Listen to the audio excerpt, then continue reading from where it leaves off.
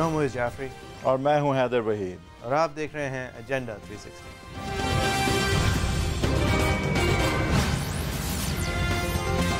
Welcome to the show. आज हम show शुरू करेंगे इस दुआ के साथ कि कुलसूम नवाज़ साहिबा, जो कि 3 time prime minister Nawaz Sharif साहब की बेगम भी हैं, वो अलील हैं, उनकी जल्द सेहतयाबी के लिए हम दुआ गो हैं और ज़ाहिर है सारे व्यूअर्स भी दुआ गो हैं। इस दुआ के साथ हम आज शुरू करेंगे। उनका थोड़ा सा ये ज़रूर बताते चलें कि स्टिंट पॉलिटिक्स में तो लिमिटेड रहा है, ऑल्दो अभी वो MNA इलेक्ट हुई थी, बट वहाँ भी उनकी कैंपेन मरियम नवाज़ साहिबा ने की थी और उस दौरान भी वो अलील थी और इंग्लैंड में थी। लेकिन मुशर्रफ साहब ने जब टेक ओवर किया था तो जब कोई पॉलिटिकल रोल प्ले करने के लिए तैयार नहीं था तो उन्होंने दलेरी के साथ वो जो है वो पूरा रोल प्ले किया उस ज़माने में और बहुत नुमाया तौर से वो सामने आई, पार्टी को इंटैक्ट भी रखा। और आज जो हम देखते हैं कि मरियम नवाज़ साहिबा की तरबियत और दलेरी अगर सामने नज़र आती है तो एक बहुत बड़ा रोल उसमें कुलसूम नवाज़ साहिबा का भी है, सिर्फ नवाज़ शरीफ साहब का नहीं है। तो इस दुआ के साथ कि वो जल्द सेहतयाब हो सकें। मोइज़ जाफरी साहब, obviously on a somber note, but moving on to our topic for the first segment, कि इमरान खान साहब एक जेस्चर कह लें, अपने तौर पे एक जेस्चर किया और उन्होंने उम्रे की सादत हासिल करने के लिए जब वो गए तो उन्होंने जो है वो नंगे पैर उतरे, क्योंकि वो जिस ज़मीन पे हुजूर सल्लल्लाहु अलैहि वसल्लम जो है वो पैर रख चुके थे उस पे वो जूते पैर के नहीं जो है जूते मतलब पहन के नहीं उतरना सही समझा उन्होंने, क्योंकि एक सादगी का इजहार था। बट फिर बात ये भी उठती है कि वो जो सादगी का इजहार उन्होंने किया, और देखें ये पर्सनल होते हैं ये एक्सप्रेशंस, हम इस पर कमेंट नहीं कर सकते कि वो सही था या गलत था, वो बात नहीं हो रही अभी। लेकिन एक सादगी उनके लिए सब्जेक्टिवली उनके जहन में ये एक सादगी का इजहार था। तो कुछ लोगों ने यह भी सवाल किया कि फिर जिस तरह से आप वहाँ पहुँचे थे, यानी कि उस इंसान के जहाज़ में जिसको कि ब्लैक लिस्ट से हटाया गया और इजाज़त ली गई उसके साथ आने की, मेरा सवाल कुछ और भी था। मैं आ रहा हूँ उसमें कि और अगर आप एक प्राइवेट जेट पे उनके साथ फिर गए और सादगी की जो सारी चीज़ें आपने एक्सप्रेस करने की कोशिश की, उनकी थोड़ी सी मेरे ख्याल से शायद नफ़ी हुई। तो ये सारी चीज़ को आप पर्सपेक्टिव में किस तरह देखते हैं? एक तो की ब्लैक लिस्टिंग से इशू नहीं है, लेकिन एक सेकंड, ओवरऑल इनमें से कौन सी चीज़ है जिसका कि एक वोटर को या व्यूअर को परवाह होनी चाहिए? पहली बात तो ये है। देखें, आप जो ब्लैक लिस्टिंग की बात कर रहे हैं उसमें वोटर को ये परवाह होनी चाहिए कि जब अपने दोस्त का मामला आता है तो शायद वो तार खींच दिए जाते हैं जो इमरान खान साहब गवाही देते हैं कि मैं कभी नहीं खींचूंगा, fish rots from the top. तो ये तो क्लियरली वोटर का इशू है, ये वोटर का इशू। अब दूसरी बात, मुझे आपके ये मेरा ज़ाती इशू है, ये मैंने ट्विटर पे भी कहा था, ये मैं यहाँ पे रिपीट भी करूँगा because you pointed to it.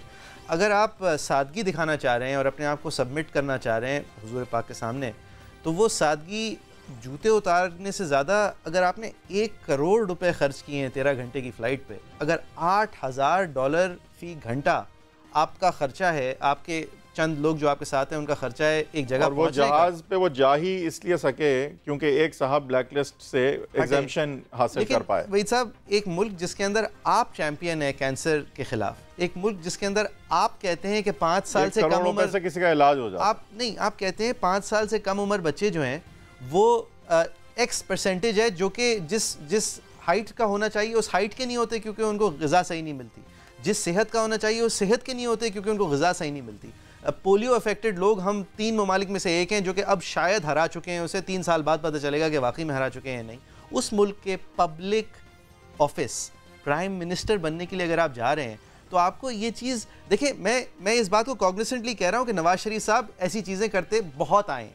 Nawaz Sharif साहब जो हैं वो इन एक्सेस हम देखते बहुत आए हैं। नवाज़ शरीफ साहब की घड़ी करोड़ों रुपए की है, नवाज़ शरीफ साहब की हर तरह की चीज़ में एक्सेस है, उनको भी एहसास नहीं है। लेकिन आप इमरान खान हैं, आप हर चीज़ का नया जवाब है, आप हर चीज़ के आप एक you are the new don. अगर आपको भी यही एहसास है, अगर आपको भी यही एहसास है कि करोड़ रुपए खर्च कर दिए लेकिन मैं जूते उतार दूंगा, तो I think everyone's missing the point. Nawaz Sharif has missed the point, Zardari obviously Mrs the point. सियासतदान करते ही हैं कि एक चीज़ पे अपनी सादगी या अपनी ईमानदारी का जो है मुजाहरा करते हैं और बाकी बिग पिक्चर जो है उसको उस तरह से जो है कनेक्ट नहीं कर पाते, उनकी ज़िंदगियाँ उस तरह नहीं होती। अगर आप अब ये मुझे सिर्फ बताएं कि आपके ख्याल से खान साहब को क्या ये इल्म था कि कल को इस तरह की बातें हम कर रहे होंगे उनके बारे में? नहीं, मतलब was he cognisant of what he is doing? मेरे ख्याल से अगर कॉग्निसेंट नहीं थे तो भी ये वोटर का मसला है। भाई कॉग्निसेंस भी तो एक चीज का एक जहन में ख्याल आना भी तो कभी कभी फर्ज होता है, कभी फर्ज होता है। अब देखिए नवाज शरीफ साहब को कोई एक घड़ी दी यहाँ आने से पहले as a good luck charm, वो घड़ी 4.6 मिलियन डॉलर की थी बाय रिपोर्ट्स, 46 करोड़ रुपए की वो घड़ी थी। दुनिया के और मैं सैकड़ों लीडर्स जानता हूं जो इसको एक प्रेस इवेंट बना के उसको डोनेट करके म्यूजियम को देके उसको बेच के लोगों के ऊपर लगा के कुछ ना कुछ करने की सोचते। हुआ क्या यहाँ पे मुझे नहीं पता, अगर उनके पास आज तक घड़ी है, लेकिन इस बात को उछाला गया पार्लियामेंट में। Let's look at the other side of the coin. May be Nawaz Sharif will say कि आपके मुल्क का जो बड़ा लीडर है, प्राइम मिनिस्टर है, 3 टाइम प्राइम मिनिस्टर है, वो अगर एक तरह की घड़ी उसको तोहफे में मिलती है, पहली बात है उसका इख्तियार है वो रखे या नहीं रखे। दूसरी बात ये है कि शायद ये एक इजाफी चीज है जो कि उनका राइट है कि वो रखें। मैं राइट की बात नहीं कर रहा। नहीं, और शायद हमारे लिए भी एक इज्जत की बात है कि हमारा प्राइम मिनिस्टर जो है उसको इस तरह समझा जाए कि उसे ऐसा गिफ्ट दिया जाए। ठीक है, खान साहब अगर ये समझते हैं फॉर एग्जांपल कि भाई देखें मेरा वक्त पाकिस्तान की आवाम पे सर्फ करने के लिए कीमती है, मैं एक कमर्शियल एयरलाइनर में जाऊंगा तो वक्त का भी ज़िया होगा, मेरी हरासमेंट भी होगी, तो मैं एक चार्टर्ड देखें ना, he is that level of celebrity के चार्टर्ड प्लेन पे जाना बनता है जी, ठीक है ना। हो सकता है कि वो तकलीफ उठा देते हैं, उनके बारे में अगर बात थोड़ी आगे बढ़ाएंगे। आबिद शेर अली साहब का कुछ ख्याल है? आबिद शेर अली साहब का कुछ ख्याल है इसके ऊपर हमेशा राइडर होना चाहिए? जुल्फी बुखारी साहब के बारे में? जहांगीर तरीन तो उसका ये ATM मशीन थी, तो ये बैंक है, तो बैंक वो उसने बंद नहीं होने दिया, वो लड़ पड़ा। क्या इमरान खान इतना ही लाडला है कि एक शख्स को 3 घंटे FIA से लड़ाई कर कर फिर जहाँ पे भी उसने अप्रोच की 3 घंटे जिसके जहाज़ में जाना था। हम इस चीज़ के मुंतज़िर रहेंगे अब कि अब कोई आज़ाद अदलिया या अदारे, अब देखते कौन इसका नोटिस लेता है। ये भी तो वोटर के लिए इशू है ना साहब, आपके एक दोस्त हैं, वो आपके ATM नहीं आपके बैंक हैं। ये आबिद शेर अली साहब का जो अंदाज़े बयां है वो उन्हीं का है, आई डोंट सपोर्ट और कंडोन इट।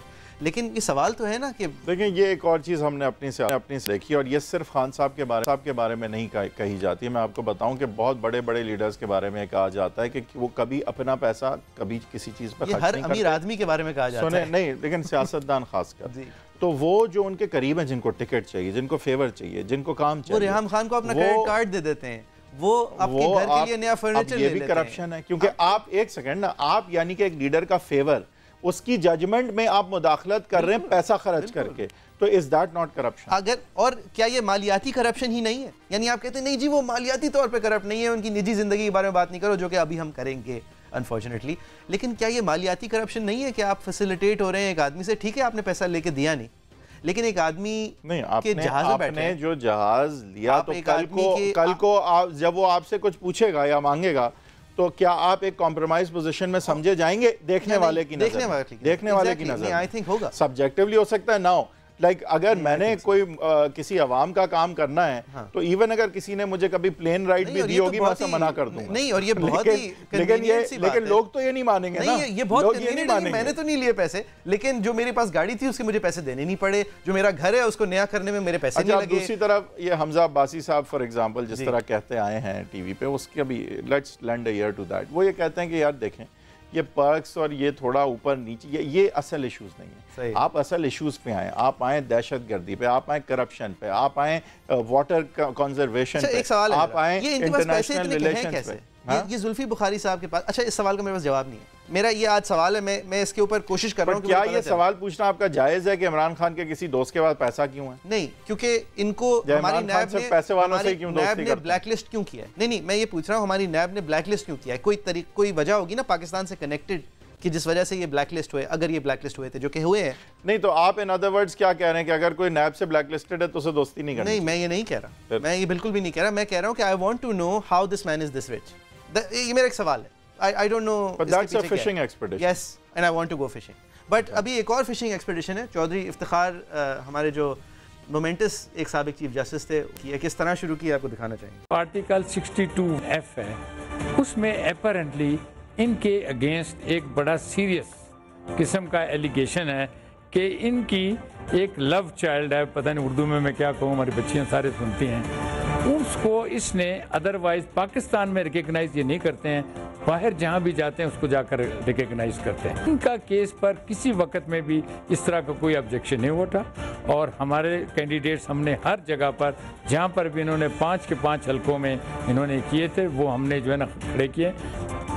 ये अब स्टेज आया है कि जब ये कोर्ट में इसको जो है ना एडजुडिकेट किया जाएगा। अच्छा, ये चिंगारी इन्होंने इस वक्त लगाई है, ये इशू 1997 का है और 1997 चिंगारी एक दफा फिर लगी है, ये लगती आई है। नहीं, और ये देखें, ये रेहाम की किताब की वजह से इसको मजीद इंपॉर्टेंस दी जा रही है, वरना ये चीज पहले जो है ये टैकल हो चुकी है। लेकिन अब क्योंकि अब नवाज शरीफ साहब का मुकदमा 62-63 में सदाकत और अमानत और एथिकल स्टैंडर्ड्स की भी बात करेंगे जी, उस पर हम बात करेंगे। लेकिन अब देखें एक बात समझें कि इस वक्त अगेन हम पहला सवाल हमें यह करना चाहिए कि अगर हम इसको एयर टाइम दे रहे हैं तो इसमें वोटर और उसका इख्तियार जो है वोट डालने का, उसके लिए ये कितना रेलेवेंट है।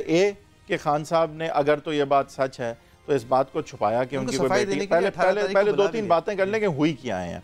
अगर तो ये बात सच है तो इससे हम ये समझेंगे कि खान साहब की एक बेटी है, आउट ऑफ वेडलॉक है, और उस बेटी के होने का उन्होंने छुपाया है, उस बेटी की तरबियत में उन्होंने हिस्सा नहीं लिया। उस बेटी की माँ, और हम दिखाएंगे अभी, वो कंप्लेन करती आई है कि ये उनको ओन नहीं करते। पहले सीता वाइट साहिबा ने मुकदमा जीतने के बाद, जिस मुकदमे में ये डिक्लेयर किया गया कि खान साहब ही वालिद हैं, उससे बाहर निकल के क्या कहा, उस मुकदमे में गालिबन खान साहब ने जो है वो नहीं एंट्रेंस दी थी और वो पार्टी नहीं थे, उसमें पार्टी थे, सॉरी, उन्होंने रिप्रेजेंटेशन नहीं दी थी अपनी। ये ज़हन में रहे कि उन्होंने ये नहीं था कि उन्होंने जाके लड़ा, इस बात को कहा कि नहीं ये मेरी बेटी नहीं है, ये भी नहीं, उन्होंने हिस्सा नहीं लिया। तो देखते हैं कि सीता वाइट ने क्या कहा। The judgment that the court entered today clearly establishes Imran Khan as Tyrion's father.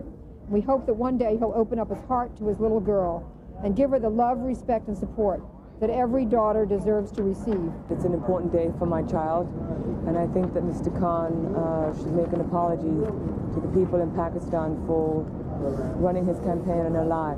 I think it's time for him to take responsibility for his child, and I'm just extremely happy, and I'm glad I have my lawyers working for me. अब importantly Sita white साहिबा ने कहा कि इमरान खान साहब को माफ़ी मांगनी चाहिए पाकिस्तानी अवाम से, क्योंकि वो जो अपनी सियासी कैंपेन है वो झूठ पर मबनी रन कर रहे हैं, क्योंकि वो सबसे बड़ा सच अपने बारे में नहीं बता रहे अवाम पाकिस्तान को कि उनकी एक बेटी है जिसको वो एक्नॉलेज नहीं करते। अब मुझे ये बताएं, आपके ख्याल से एक वोटर के लिए ये इन्फॉर्मेशन पॉलिटिकली कितनी रेलेवेंट है कि अगर तो कोई कैंडिडेट है, कोई लीडर है, और उसकी, अभी हम लॉ की और सदाकत अमानत की सिर्फ बात नहीं कर रहे, किसी के लिए, एक वोटर के लिए ये कितनी रेलेवेंट इन्फॉर्मेशन है कि कोई इंसान की बेटी है, वो उसको रिकग्नाइज़ नहीं करता, वो उसको उसकी अपब्रिंगिंग में हिस्सा नहीं लेता, और उसे एक्नॉलेज हम समझेंगे इसलिए नहीं करता क्योंकि उसे पॉलिटिकल नुकसान हो सकता है उससे। आप सदाकत और अमानत जिस तरह हमारे कानून ने उसको लेआउट किया है, जिस तरह हमारे आइन की तशरीह की है, इसको देखे बगैर इस सवाल का जवाब दे ही नहीं सकते। अगर आप एक आदमी की पर्सनल मोरालिटी को सदाकत और अमानत के ज़ुमरे में रखते हैं, जो कि हमारे कोर्ट्स ने रखा है, तो फिर ये सवाल भी फॉर द वोटिंग पब्लिक, जिस तरह अमेरिका नहीं, देखें ना, अमेरिका में आउट ऑफ वेडलॉक नहीं, एक सेकंड, अमेरिका में out of wedlock child is not a crime, it's not a crime, having an affair is not a crime.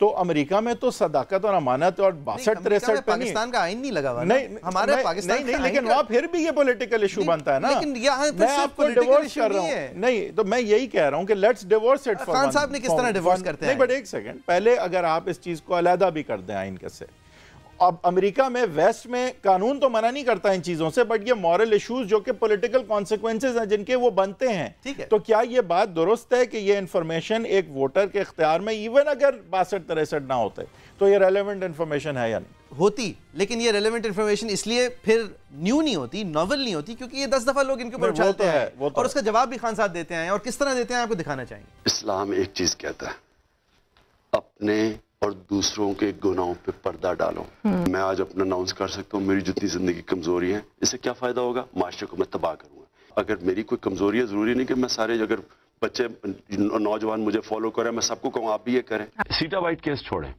मेरी लोग 30 साल क्यों छोड़े? क्योंकि उसके ऊपर मैं बात नहीं करता। मेरा राइट है कि मैं अपनी जाती जिंदगी कौन सी बात करूं, कौन सी ना करूं। कहीं मैंने कहा है कि मैं कोई फरिश्तों वाली जिंदगी गुजारता था? मैंने कभी नहीं कहा। मेरी जो भी कमजोरियां होंगी जाती, उसने कोई पब्लिक को तो नहीं हार्म किया। इसके ऊपर कम इंसान बात करे तो अच्छा, क्योंकि अगर माशरे के अंदर इस तरह की बातें माशरे के सामने लाई जाएं, ये माशरे का सत्यानाश होता है। हमारे इस्लाम में एक बात कही जाती है कि अगर ये सच भी है ना, तो अपने भी गुनों पे पर्दा डालो और दूसरे के गुनों पे भी पर्दा डालो। और ये जो बात है कि जनाब ये बच्चा हो गया और ये हो गया, ये इंसान, ये लोगों को खुद सोचना चाहिए, ये अखबारात को खुद सोचना चाहिए कि क्या कि ऐसी कहानी डालने से माशरे का कोई फ़ायदा है। ये खान साहब जो अपनी ज़ाती मोरालिटी के हवाले से कह रहे हैं कि अपने गुनाहों पे भी पर्दा डालो, दूसरों के गुनाहों पे भी पर्दा डालो, ये पब्लिक स्फीयर के अंदर खान साहब इससे ज़रा बरक्स एक्ट करते आए हैं कि जब वो नवाज शरीफ साहब को चोर अलल ऐलान फरमाते आए हैं कई सालों से, और वो भी उनका हक़ था, और मेरे ख्याल से इनकी ज़ात के हवाले से कॉमेंट्री भी फिर उन लोगों का हक़ होती है जो उसको एक वायलेशन समझते हैं हमारे कोड ऑफ एथिक्स की। ये नया मामला नहीं है, ये आपको दिखाने के लिए चौधरी निसार साहब ने 2007 में क्या कहा था आपको दिखाना चाहेंगे। किसी अदालत ने किसी को झूठा करार दिया है तो वो सिर्फ इमरान खान है। हमें मजबूर न करें वो रिकॉर्ड पेश करने में जिसमें अमरीकी अदालत ने बाकायदा तौर पर आपको झूठा साबित किया। अगर आपको अखलाकी जुर्रत होती तो आप वहां जाकर उसका सामना करते। मैं आपको याद दिलाना चाहता हूं, सन 1988 जब मैं इंग्लैंड आया हुआ था, आपका मैच देखने ससेक्स भी आया, और फिर वो जो आपकी दोस्त इसी तबाई उसके घर एक खाना था उसमें मैं आया था, और भी काफी आपके दोस्त थे। आपको याद दिलाना चाहता हूं कि उस वक्त आप बहुत परेशान थे। वहीद साहब, ये ब्लास्ट फ्रॉम द पास्ट थी। अगर नवाज शरीफ का एक अकामा नहीं डिक्लेयर करना, क्योंकि वो इशारा करती है एक कंपनी को जो कि इशारा करती है एक और कंपनी को जो कि इशारा करती अरबों डॉलर को या करोड़ों डॉलर को। बट ये बात कहाँ डिस्कस हुई? लेकिन अगर उनका तो अकामा नहीं डिक्लेयर करना, नहीं, अगर अकामा डिक्लेयर नहीं करना इस वजह से बहुत गलत है, और एक पब्लिक प्रिंसिपल है, लेकिन एक पब्लिक प्रिंसिपल है, सही है, बेस्ट केस सिनेरियो मैं कह रहा हूँ अगर दी होती। तो जो इफ्तिखार चौधरी साहब कह रहे हैं इसके अंदर वेट है कि अगर आप अपनी एक डिपेंडेंट को डिक्लेयर करें। एक फ़र्क ये, नवाज शरीफ साहब पे ये इल्ज़ाम है कि आपने जो है आपके इकामे के ज़रिए से एक इनकम थी, इनकम आपने डिक्लेयर नहीं की। अब इस बहस को छोड़ दें, इनकम वो रियलाइज़ हुई हुई थी या नहीं हुई हुई थी, लेकिन वहाँ पे कोर्ट ने कहा कि हम इस चीज़ में नहीं पढ़ेंगे कि जो आपने ये डिक्लेयर नहीं की तो आया कि जान के आपने डिसऑनेस्टी की है या नहीं की तो नहीं की। अब लेकिन इमरान खान के केस में तो जान के और वो कुछ की गुंजाइश ही नहीं है। ये तो कोई नहीं कह सकता आज के इतने सवालात उठने के बाद भी, खान साहब की पैटर्निटी डिक्लेयर होने के बाद भी, आज खान साहब ये कह सकते हैं कि नहीं मुझे वाकई ये नहीं पता था वो मेरी बेटी है और आज मुझे पता चला, लिहाजा अब मैं डिक्लेयर कर। तो ये तो इशू अब्सर्ड है, तो यहाँ एप्लीकेबल नहीं है। तो अगर ये स्ट्रिक्ट लायबिलिटी नवाज शरीफ साहब के लिए लगाई गई है, तो खान साहब का क्या हाल है फिर? खान साहब के लिए कि अगर तो झूठ बोलना मटीरियल चीज़ों के हवाले से, अगर झूठ बोलना मटीरियल चीज़ों के हवाले से आपकी सदाकत और अमानत की जो है वो नफ़ी होती है उससे, तो फिर तो जाहिर है ये भी है। और इसी वजह से, और हम ये आगे इसकी बात भी करेंगे कि कुछ ये बातें और सवालात उठे हैं कि अब जो नवाज शरीफ साहब पे जो स्टैंडर्ड लगाया गया, क्या वो सब पे लगाए जा रहे नहीं, उसमें हम आगे बात करेंगे, इसलिए मैं अभी उस पर नहीं। लेकिन अभी मुझे ये कमेंट ज़रूरी है, and I want your opinion on it as well. इसीलिए कवानीन गुनाह और सज़ा, गुनाह और जुर्म के बीच में फ़र्क करते हैं, क्योंकि अगर आप गुनाह के हवाले से कवानीन बनाना शुरू हो जाए तो नतीजतन हैदरवीद साहब, फिर खान साहब भी अंडर द बस आते हैं, फिर नवाज शरीफ साहब भी अंडर द बस आते हैं, फिर कोई झूठ बोला और डिग्री के हवाले से वो भी अंडर द बस आता है। तो शायद वो ज़्यादा जायज़ समझने की ज़रूरत है कि ये क्वालिफिकेशन के अच्छे, सादिक और अमीन लोग सामने आए, ये क्यों रखा गया है, और ये हमें समझना पड़ेगा कि अदर एक तो इसकी थियोरी ये है कि सियासतदानों को कंट्रोल में रखने के लिए, इन लाइन रखने, ये ऑब्वियस बात है। लेकिन अगर हम एक लम्हे के लिए ये सोचें कि मे बी अगर ये बात हम सोचें कि नहीं थी, तो ये क्यों डाला गया होगा, इसका एक देखें, इसकी एक डेफिनेशन, एक स्टैंडर्ड होगा ना। ये तो हर छोटी चीज़ पे ये नुक्ताचीनी तो इसका मकसद नहीं हो सकता। इससे अचीव ये होना चाहिए कि हमारे लीडरान इस माशरे के बेहतर लोग हों, जो हमसे बेहतर हो, हमसे, और एक जो भी स्टैंडर्ड सदाकत और अमानत का है वो अचीव करते हो, जो इस माशरे का आज की दुनिया में है। जी सही, ठीक है ना। ये जो पैगम्बरों की जो लेवल और स्टैंडर्ड थी, जाहिर है कि आज के इंसान और इस माशरे में मेरा नहीं ख्याल कि एक बेसिक स्टैंडर्ड जो हमारा है, एक बेसिक, अब ये स्टैंडर्ड डिफाइन होना चाहिए, इसमें एम्बिग्विटी नहीं होनी चाहिए। जो लगभग थोड़ा बहुत हो गया है, हमें we need to go to another segment as well. एक लेते हैं ब्रेक के बाद हम हाजिर होंगे। तो नवाज शरीफ साहब की जमात के अंदर जो रिजर्व सीट्स के ऊपर टिकट बांटे गए हैं उस हवाले से बात करेंगे। नवाज शरीफ साहब की जमात के अंदर जो PTI को हराने वाले एक फरिश्ता सिफ्त कैंडिडेट थे, उनके साथ क्या हो रहा है उसके हवाले से बात करेंगे। की वॉचिंग।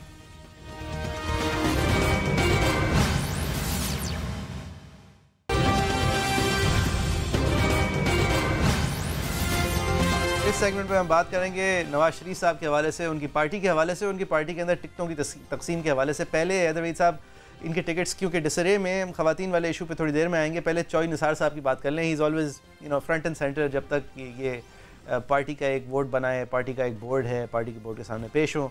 चौधरी निसार साहब ना पेश हो रहे हैं, ना उनको टिकट मिल रहा है। 12 जून को उन्होंने क्या कहा, आपको दिखाना चाहेंगे। क्या आप इलेक्शन शेर के निशान पर लड़ने जा रहे हैं, और अगर आपने लड़ना है तो उसके लिए आपको एप्लीकेशन देना पड़ेगी? खबर साहब, मैंने तमाम जिंदगी एप्लीकेशन शेर के लिए नहीं दी। पूछते हुए हक में जानिब हूँ कि मुतवातिर अल्लाह ताला के करम से 8 इलेक्शन जीतने वाले शख्स को एप्लीकेशन देने की ज़रूरत, ये मुझसे 85 से लेकर 2013 तक पहले क्यों नहीं एप्लीकेशन मंगवाई गई? पार्टी आइन और कानून में कोई पार्टी कायद का ओहदा नहीं है, और न ही कोई ताहियात ओहदा किसी भी का, वो सदारत का हो या किसी और का वो हो सकता है। जहाँ तक मरीम का सवाल है, वो सिर्फ मियां नवाज शरीफ की बेटी हैं, और मेरा ख्याल है कि इस वक्त तक जो हालात जिस डिगर पे पहुंचे हैं मेरे पार्टी के अंदर, उसकी वजह सिर्फ एक है कि मैंने एक सवाल के जवाब में ये कहा, और उस पर आज भी कायम हूँ कि पार्टी के अंदर मुर्सी सियासत की कोई गुंजाइश नहीं। ये सिर्फ कोई मियां नवाज शरीफ और उनकी बेटी की फैमिली कंसर्न नहीं है। तो जाहिर है कि हालात और वाक़यात आपके सामने हैं। मैं बहुत सारी चीज़ों से इस वक्त नावाकिफ़ हूँ। जब मैं पॉलिटिकल सर्कुलेशन में हूँगा आइंदा चंद दिनों में, तो शायद आपके सवाल का बेहतर जवाब दे। अब यहाँ पे वही साहब हमारी एक फंडामेंटल डिसएग्रीमेंट है। पहले तो मैं निसार साहब को टिकट मिले ना मिले, खबर गुमन साहब को मुबारकबाद देना चाहता हूँ कि उनको चौधरी निसार साहब का इंटरव्यू नसीब हुआ। ये काफ़ी एक मुश्किल मरला होता है। मुझे इशू ये है, लेकिन चौधरी निसार साहब को टिकट नहीं नसीब हुआ। हाँ, वो क्योंकि वो इंटरव्यू देने गए नहीं, उनको एक ही इंटरव्यू देते हैं वो साल में, और वो उन्होंने साहब को दे दिया। देखिए, हमारा एक फंडामेंटल डिसएग्रीमेंट है। चौधरी निसार साहब इस पोजीशन से मूव करते हैं कि नवाज शरीफ साहब by virtue of his seniority और उनकी लीडरशिप की वजह से वो आज एक जमात के लीडर हैं, लेकिन इस जमात की जो बुनियादी उसकी वजह है वो सर्विस ऑफ द पीपल है। उसको आवाम की खिदमत करनी है, लिहाजा उसको मरूसी नहीं होना चाहिए, लिहाजा उसके अंदर इस तरह की सोच नहीं होनी चाहिए जैसे ये कोई फैमिली की प्राइवेट लिमिटेड कंपनी है, और लिहाजा उनके इस तरह के ख्यालात सामने आते हैं। आप जो हैं वो इस बात को गद्दारी समझते हैं, इस बात को आप एक lack of friendship, lack of loyalty समझते हैं, और आप इस बात को जी आप लेकिन मैं ये थोड़ा सा आपकी बात थोड़ी मॉडिफाई करूं। मैं ये नहीं समझता कि पार्टी को मारूसी तौर पे चलना चाहिए। मैं ये लेकिन ज़रूर कहता हूं कि आपके अगर आज नवाज शरीफ लीडर हैं जी, और आपकी पार्टी का ये फैसला है कि मरीम नवाज साहिबा ही बेहतरीन कैंडिडेट हैं नवाज शरीफ साहब की तरबियत की वजह से, जो भी वजह की, और she happens to be his daughter, तो वो कोई बार नहीं होना चाहिए। नहीं होना और चाहिए। इसके मैं आगे जाऊं, और अगर ये पार्टी ने और नवाज शरीफ साहब ने अगर ये फैसला किया है कि मरीम नवाज साहिबा ही अगली प्रेसिडेंट होंगी, अगर किया होता, अभी तो शहबाज शरीफ साहब हैं, तो आप उससे इख्तिलाफ जरूर कर सकते हैं और आप करें, लेकिन आप आए अंदर पार्टी की मीटिंग में करें पहले। चौधरी निसार साहब का ये कहना है कि जब आप कामरान अकमल के बाद उमर अकमल को कीपर बनाते हो, और उमर अकमल और कामरान अकमल दोनों के नाकाम होने के बाद जब आपको मिलता सिर्फ अदनान अकमल है, तो ठीक है, लेकिन आप हमारी विकेट कीपिंग की पोजीशन को कमजोर करते हो। चौधरी निसार साहब का ये कहना है कि ये सियासी जमात, मेरे ख्याल से चौधरी निसार साहब ऑन मेरिट ये दिखा नहीं सके कि ये कमजोर होता है, लेकिन इन्होंने जो किया, लेकिन इनका लेकिन ये बात नवाज से एक लेवल पहले जब कह रहे थे कि भाई ये इस जमात को आप कुर्बानी का बकरा नहीं बनाए नवाज शरीफ साहब के जाती खानदान के फाइनेंशियल मसाइल की वजह से, जब नवाज शरीफ साहब जब ये कह रहे थे, तो अगर आप इस पोजीशन से आए कि भाई ये एक सियासी जमात है। मैं बताता हूं कि मैं क्यों समझता हूं कि वो गलत कह रहे थे। वो गलत इसलिए कह रहे थे क्योंकि नवाज शरीफ साहब ने एक कोलैटरल बनाया जिसको हम आज पीएमएल नून कहते हैं। ये नवाज शरीफ साहब का कोलैटरल है, सिर्फ ये पार्टी बिल्कुल उनका, सिर्फ उनका, बिल्कुल उनका। उनके साथ ख्वाजा आसिफ, उनके साथ ख्वाजा नहीं, वो सेकेंडरी है। नहीं, जाहिर है और लोगों की मेहनत है। नहीं, लेकिन उनकी मेहनत भी है ना, वो 10 रुपए कुछ हजार में डिसीजन मेकर जिन लोगों की भी मेहनत है, उनका भी ये फैसला है कि डिसीजन मेकर नवाज शरीफ। लेकिन डिसीजन मेकर पार्टी के लिए ना, अपनी जात को बचाने के लिए, पार्टी को कुर्बान करने का डिसीजन तो नहीं है ना उसका। जिसने बनाया है वो नवाज शरीफ है, वोट जिसका है वो नवाज ये आप मुझसे एक से मुझे खत्म तो करने देना। जिसका वोट है, जिसने कोलैटरल बनाया है, जिसको के बाकी लोग जिन्होंने कंट्रीब्यूट किया मानते हैं कि फैसला उसका चलना चाहिए, तो आप चौधरी निसार कोई नहीं होते फिर कि आप पब्लिक में जाके उस नहज और उस लम्हे जब निकाला गया नवाज शरीफ को, तो आप ये गद्दारी करें। तो आप ऐसे कोई नहीं, नवाज शरीफ तो आप ऐसे कोई नहीं हो। अगर नवाज शरीफ को अगर ऐसा है तो नहीं, डू द ऑनरेबल थिंग, पहले तो आप अंदर एहतजाज करें, then leave the party and criticise it. Nawaz Sharif साहब को अगर पार्टी नहीं छोड़ते, नवाज शरीफ क्यों नहीं छोड़ते इतने अरसे से? अगर नवाज शरीफ साहब को, नवाज शरीफ साहब इसलिए नहीं छोड़ी ना, इसलिए उस पार्टी को उनकी जागीर नहीं समझते, नहीं तो नून उसके साथ लगा हुआ एक हादसा समझते हैं। आप एक सेकंड, नवाज शरीफ को अगर पार्टी, नवाज शरीफ को अगर इसलिए उनमें अगर गैरत, शर्म और हया है तो उनको पार्टी छोड़ देनी चाहिए। नवाज शरीफ को अगर इसलिए मुल्क अब इस ओहदे से हटाया गया होता, डिस्क्वालीफाई किया होता कि उन्होंने मुल्क की खिदमत में कोई खामी की, कोई उन्होंने स्टेट क्राफ्ट के हवाले से कमी की, या ये तो आपका सब्जेक्टिव फैसला है ना। नहीं तो पीएमएल नून वाले तो आपसे नहीं एग्री कर रहे हैं ना, वो समझते हैं इसीलिए निकाला गया, वो तो समझते हैं इसीलिए निकाला गया क्योंकि वो जमहूरियत की खिदमत कर रहे थे, इस वजह से निकाला गया। और आपने उसको इशू बनाते हुए उनसे इत्तेफाक उस वक्त नहीं किया, यही समझते हैं कि उन्होंने नहीं किया। नहीं तो मैं इसीलिए समझ रहा हूं आप कहां से आ रहे हैं। लेकिन अगर आपने अपनी जात, अपने बच्चों के असासे, अपने खरीदे हुए घरों को, अगर आपने अपने खरीदे हुए घरों को इशू बनाया और अपनी पार्टी को उसके पीछे ट्रक की बत्ती के पीछे लगा दिया, जो कि चौधरी निसार साहब कहते हैं,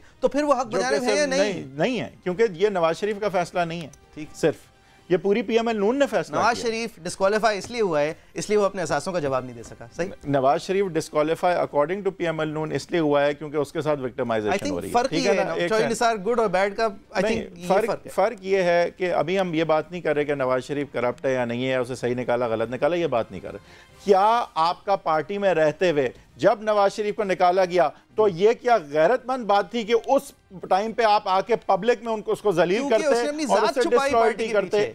इसलिए होना चाहिए था पार्टी छोड़ते और फिर ये बात करते। पार्टी नवाज शरीफ नहीं है, नहीं है, कैसे कह सकते नहीं है? ये पार्टी का फैसला है, ये पार्टी का फैसला है, ये पार्टी का फैसला है। नहीं, नवाज शरीफ लीडर अपनी पर्सनल अपने जी, ये चौधरी निसार का ख्याल नहीं है। तो ये ख्याल होता नहीं, बिकॉज़ पीएमएल का यही है फैसला। ठीक है, पीएमएल नून का ये फैसला है, ये नवाज शरीफ का फैसला सिर्फ नहीं है। ठीक है, क्योंकि पीएमएल नून पूरी पार्टी का मिनहसुल पार्टी ये फैसला है। मिनहसुल पार्टी के फैसले हम आपको दिखाना चाहेंगे। उन्होंने जब खवातीन की रिजर्व सीट्स पे मिनहसुल functioning, vote getting, electoral body becoming party, जब खवातीन की सीटों का फैसला करती है, क्योंकि वो एक पार्टी है, तो वो क्या करती है?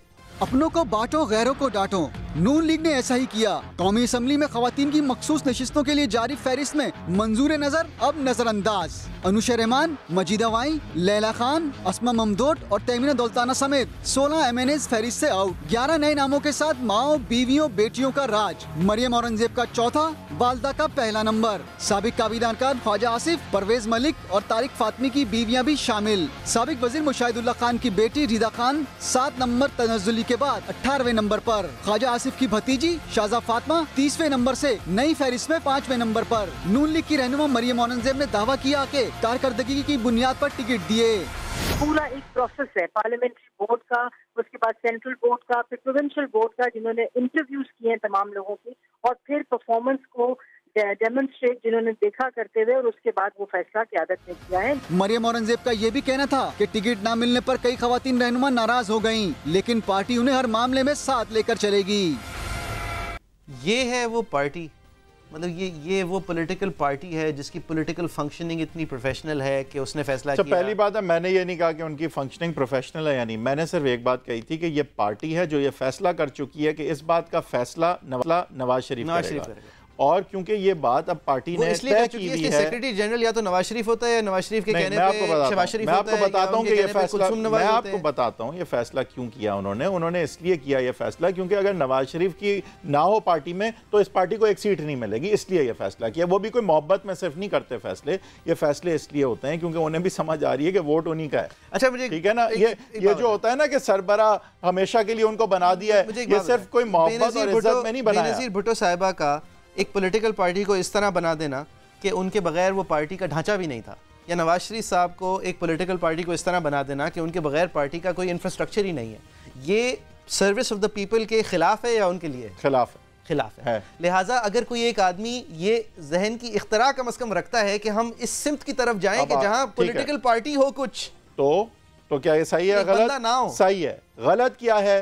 जिस तरह से और जिस मौके पे उन्होंने ये इसका इजहार किया, जिस तरह से और जिस मौके का साथ देना या ना देना के हवाले से उनकी सही गलत की अभी बात नहीं हो रही। आई थिंक हम ये एक बहुत खूबसूरत मोड पे हैं इस वक्त, क्योंकि मौके पे जिसने साथ दिया उसके साथ आप क्या करते हैं के हवाले से मैं अगली क्लिप दिखाना चाहूँगा। शरीफ साहब, एक साहब है पीर इकबाल शाह साहब, आपको याद इसलिए होंगे इसलिए कि उन्होंने वो जो दुनिया के सबसे बेहतरीन कैंडिडेट जहांगीर तरीन साहब के घर में मिले थे ना, अली तरीन साहब, उनको हराया था पीर इकबाल शाह साहब ने। उनको जब जीत गए थे वो, जब वो फाते हो गए थे तो नवाज शरीफ साहब ने कुछ इन अल्फाज में याद किया। आपको जाती तौर पे मुबारकबाद पेश करने आया हूँ। कितनी खुशी हुई आप इसका अंदाजा नहीं कर सकते।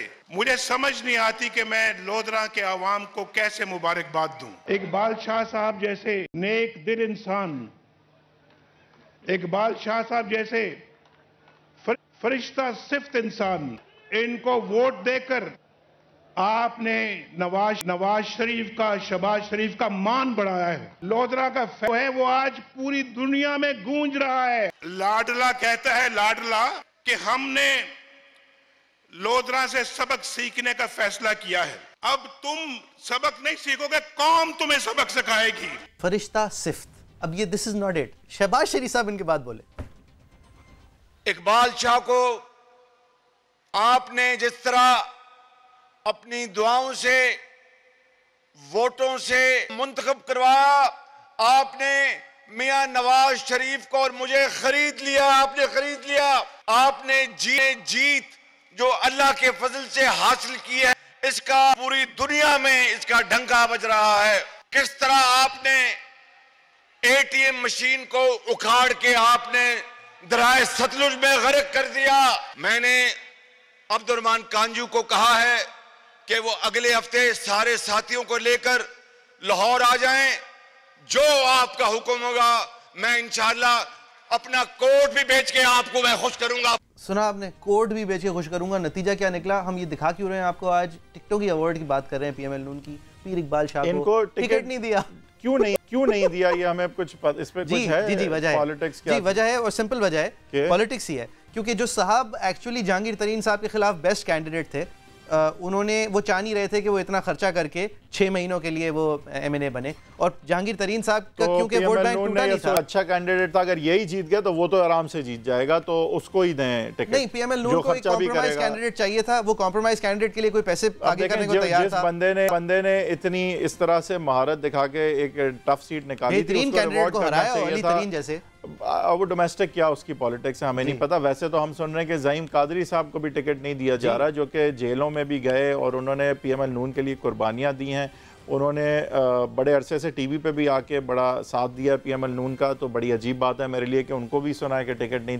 बट देखें, ये ऊंच नीच होती है क्योंकि काफ़ी डोमेस्टिक पॉलिटिकल चीज़ें हमें नहीं पता होती हैं, लेकिन हमें एक चीज़ पता है कि on the face of it looks very fishy. ठीक है, इसे लेते हैं ब्रेक के बाद हम बात करेंगे शेख रशीद अहमद साहब के हवाले से, जो कि न सिर्फ आइंदा आने वाले इलेक्शंस के लिए अहल हैं बल्कि पिछले इलेक्शंस की नॉमिनेशंस के अंदर भी अहल हैं, जबकि उन्होंने जो घर ख़रीदे या जो असासे उनके थे वो तकरीबन पूरी तरह लिस्टेड नहीं थे ऑन हिज जजमेंट। काजी फैज़ साहब का भी एक डिसेंटिंग नोट है, उस हवाले से भी बात करेंगे।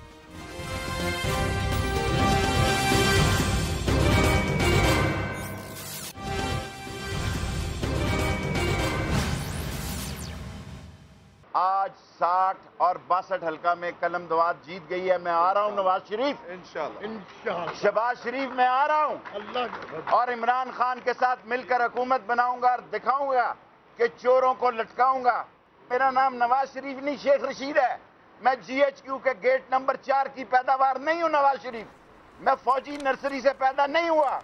Welcome back from the break. Sheikh Rashid Ahmed साहब अपनी कामयाबी का, अपने केस जीतने को सेलिब्रेट कर रहे थे और एक बहुत ही ड्रामाई अंदाज से सेलिब्रेट कर रहे थे। ये वो जजमेंट है जो कहती है कि वो अहल हैं, कतई नज़र इस बात से कि उन्होंने जो अपना असासे थे उनको एवेल्यूएट जो है वो किस तरह से किया, और अगर कम किया और उसकी जो वजह बताई वो तस्लीम कर ली गई कि वो बात दुरुस्त थी कि वो उसके एवज़ अगर कोई ज़मीन देना चाह रहे थे कम कीमत देने की वजह से, तो उस हवाले से जो है उनकी बात तस्लीम की गई और उन्हें अहल समझा गया।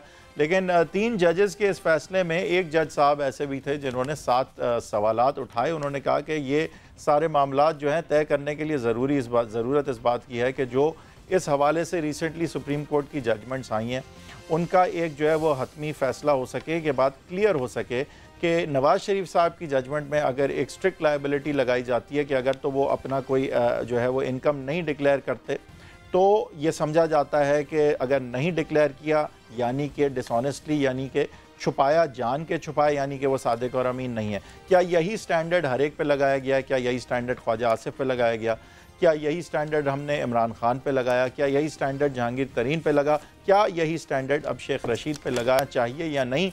ये कुछ ऐसी चीज़ें हैं जिसके हवाले से जज साहब का ये ख्याल था कि फुल कोर्ट चीफ जस्टिस साहब को तश्कील देना चाहिए ताकि ये बात बिल्कुल वाज़ेह हो सके कि एक्चुअली टेस्ट क्या है किसी की सदाकत और अमानत का, और अगर कोई मिस डिक्लेयर कोई चीज़ करता है या गलत डिक्लेयर उसको कर जाता है तो ये चीज़ जांचने का टेस्ट मोइज़ जाफरी साहब क्या होगा कि ये दानिस्ता तौर पे किया गया है, क्या ये सदाकत और अमानत का इशू है या एक महज गलती थी? अब इन सारे सवालात का ऑब्वियसली आंसर हमारी तरफ नहीं आएगा क्योंकि ये जजमेंट ऑपरेटिव नहीं रही, क्योंकि इसको ट्रम्प कर दिया गया, तो अब चीफ जस्टिस साहब के पास ये सवाल नहीं जाएगा। लेकिन मैं जहाँ खड़ा हूँ, ये हो सकता है कि देखें, ये हो सकता है कि अगर आइंदा ऐसी कोई बात चीफ साहब के पास आए और अगर वो परसुएडेड हुए इस डिसेंट से तो वो जरूर ये मामला उठा सकते हैं। और चीफ साहब भी उठा सकते हैं, कोई और चीफ साहब भी उठा सकते हैं। ये एक बात लेकिन अब फ्लोट कर दी गई है। मैं सेलिब्रेट इस जजमेंट में ये करना चाहता हूँ जो कतरी ख़त मोमेंट शेख रशीद साहब का था।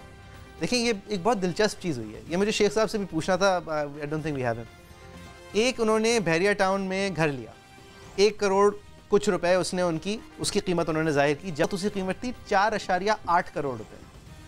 बाकी सारी चीज़ें आप छोड़ दें, just for television consumption crore रुपए की चीज़, तकरीबन 5 करोड़ रुपए की चीज़ उन्होंने करोड़ में ले ली।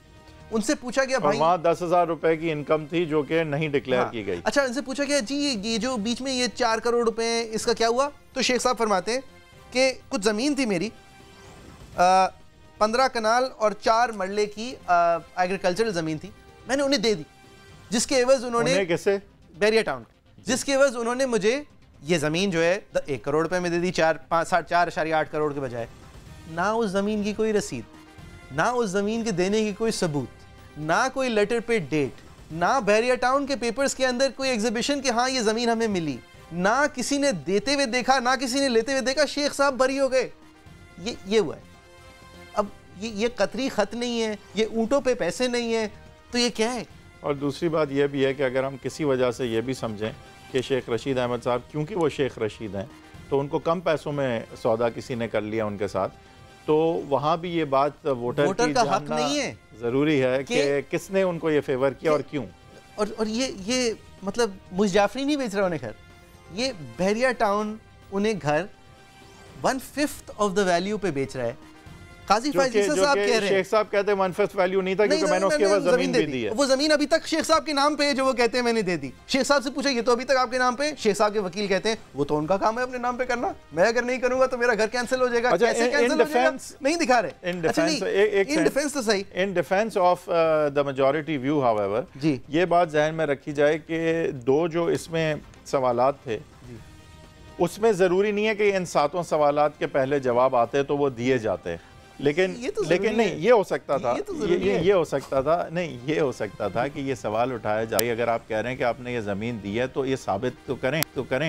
भाई साहब पहला बैरिया टाउन कहाँ है? पहला बैरिया टाउन कहाँ बना था? मतलब यही बना था ना, इन्हीं के पास कहीं पिंडी में बना था क्या? इन्हीं के पास कहीं बना था, पता नहीं मुझे। सबसे ज़्यादा तनकीद शेख रशीद अहमद साहब किसकी करते हैं? चौधरी निसार साहब की करते हैं, जो कि एक फ्लेग्रेंट क्रिटिक हैं इस पूरी सब कुछ के। देखिए अगर मैं नहीं कह रहा ये हुआ इस वजह से, लेकिन अगर 5 रुपए की चीज़ मैंने 1 रुपए में ख़रीदी है और मुझे जो बंदा बेच रहा है वो एक इतना बड़ा प्लेयर है इस सब कुछ इंडस्ट्री में, तो सवाल तो उठेगा ना। वोटर का हक है ये पता करना कि भाई ये 4 रुपए की डिस्काउंट जो आपको मिली है, जो 400% की डिस्काउंट मिली है, नहीं थी ना, वो कह रहे हैं कि मैंने उसके बाद जमीन दी है जो वो साबित पता नहीं कर पाए हैं। आपको ये स्पेशल, बट कोर्ट की सेटिस्फेक्शन पे उन्होंने ये बात दिखा दी है ना जी, तो लेकिन फिर भी वोटर को बताना हमारा तो फर्ज है ना, या नहीं? चाहे शेख रशीद अहमद साहब है, डार्लिंग ऑफ टेलीविजन है, नहीं, लेकिन अब आपका ये फर्ज है या नहीं ये भी बताना कि कोर्ट ने उनकी ये बात तस्लीम कर ली है। कोर्ट ने उनकी ये बात तस्लीम कर ली है, तो मेजॉरिटी जजमेंट ने, कि सबूत नहीं है इस बात को साबित करने के लिए कि उन्होंने कोई खुद वोट की है, ये बात तस्लीम हो गई। अच्छा, मेरा ज़्यादा इशू इस बात से है कि अब नवाज शरीफ साहब ख्वाजा आसिफ से लेके सारी जजमेंट जो है हुदैबिया की भी आई लिमिटेशन पे उसको जो है डिसमिस कर दिया गया, अपील आई, और हमने देखा कि जहांगीर तरीन, इमरान खान, ये सारी जजमेंट्स आई। मुझे सिर्फ इशू ये, और यहाँ पे काजी फाइज ईसा साहब का एक सवाल जो है वो इम्पोर्टेंट है कि आपने जो स्टैंडर्ड नवाज शरीफ को लगाया, क्या वो सबको लगाया या नहीं? कभी आइंदा पहले लगाया था, कभी पहले लगाया था, कभी आइंदा लगाया।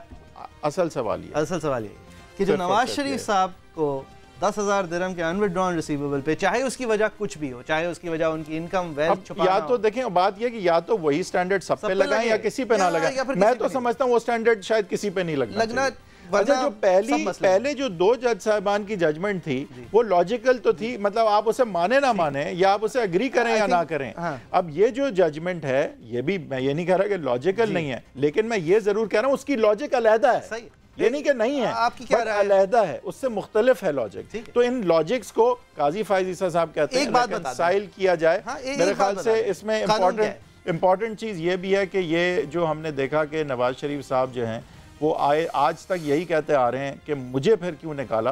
ख्वाजा आसिफ की जजमेंट के बाद वो शायद यही कह सकते थे कि ख्वाजा आसिफ को तो बिल्कुल सही बरी किया गया, ख्वाजा आसिफ को तो बिल्कुल सही नहीं निकाला, फिर मुझे क्यों निकाला, इस पे राय। और मेरे ख्याल से जाते हुए एक दफ़ा फिर मेरे ख्याल से नवाज साहिबा की तबीयत ख़राब है, उस हवाले से हम सब दुआ गो हैं, आप भी दुआ करें। और बहुत बहुत शुक्रिया आप सबका देखने का। आज हमने 2-3 टॉपिक्स मोइज़ जाफरी साहब जो हैं डिस्कस किए, जिसके हवाले से हम चाहेंगे कि हमारे ट्विटर हैंडल पे अगर कोई कुछ कहना चाहे या फेसबुक पेज पे तो इस डिस्कशन का हिस्सा बने। अब इलेक्शंस आ रहे हैं तो मेरे ख्याल से एक इंटरैक्टिव जो है वो प्रोसीजर इसका होना चाहिए। हम तो एक बात कर जाते हैं, कोशिश करते हैं शॉर्ट्स भी दिखाएं और बताएं कि ये बात हमने क्यों की है, लेकिन आगे से फीडबैक बहुत ज़रूरी है। इंशाल्लाह कल ईद है, आप सबको पेशगी ईद मुबारक भी।